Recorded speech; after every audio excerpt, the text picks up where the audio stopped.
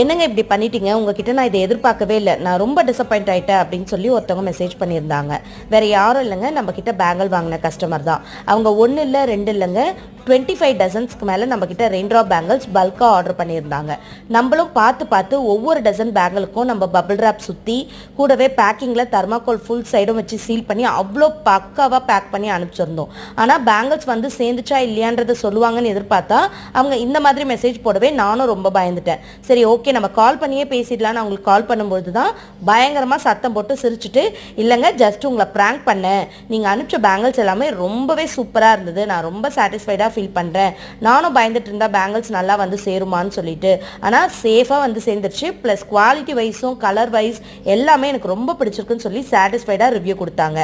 ஆமாங்க, நானும் அன்றைக்கி ரொம்ப சந்தோஷப்பட்டேன். ஸோ இன்றைக்கி பார்த்தீங்கன்னா நம்ம ரெயின் ட்ராப் பேங்கிள்ஸ் ஆஃபரில் கொடுத்துட்ருக்கோம். ஸோ உங்களுக்கு வேணும்னாலும் ஆர்டர் ப்ளேஸ் பண்ணிக்கோங்க.